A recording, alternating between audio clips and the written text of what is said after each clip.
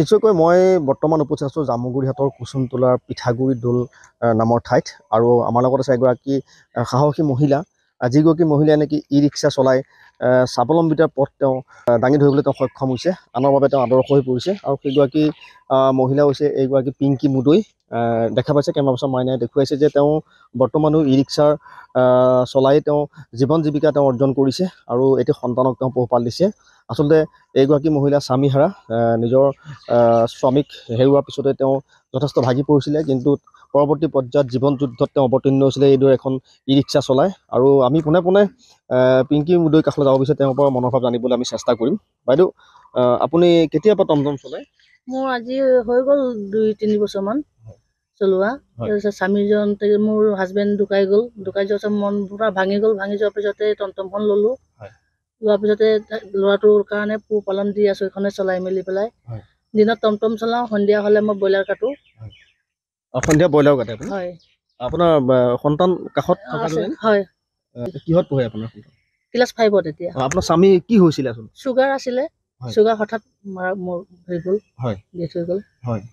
Sugar হৈ পেলাই তাৰপিছত চলিবলৈ উপায় নাই। তেতিয়া কি কৰিম, অলপ দিন এনেকৈ চলিলোঁ। পিছত মন ভাঙি পৰিল, ভাঙি পৰাৰ পিছতে গৈ পেলাই টমটমখন ল'লোঁ।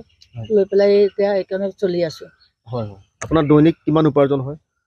ডেইলি কেতিয়াবা 200, কেতিয়াবা 300, ইমানটোৱে হয়। আৰু ব্ৰইলাৰো কাটে আপুনি? ব্ৰইলাৰ কাটো, ব্ৰইলাৰত একো নাথাকে, কেতিয়াবা 60-70 টকা থাকে।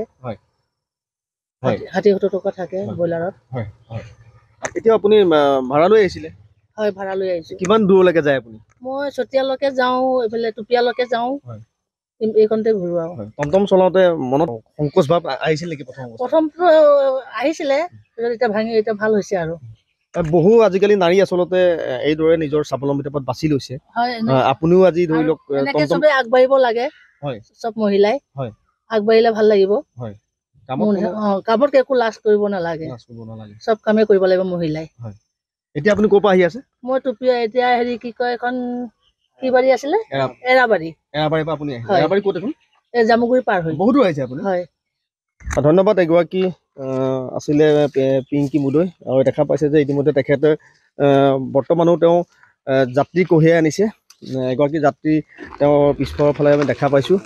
আৰু তেওঁ ইতিমধ্যে এইদৰে ই ৰিক্সা চলাই তেওঁ আচলতে স্বাৱলম্বিতাৰ পথ বাছি লৈছে। আৰু আচলতে অন্যান্য নাৰীসকলৰ বাবে এগৰাকী পিংকি মুদৈ আচলতে আদৰ্শৰ পাত্ৰ। আৰু আমি আশা কৰিছোঁ যে পিংকি মুদৈৰ যি আশা, সেই আশা বাস্তৱত ৰূপায়িত হওক। তেওঁ এই যি ৰিক্সা চলাই যি জীৱন জীৱিকাৰ পথ বাছি লৈছে, সেই ক্ষেত্ৰত তেওঁ সফল হওক। নিজৰ সন্তানটিক তেওঁ মানুহ হোৱাত তেওঁ সহায় কৰক।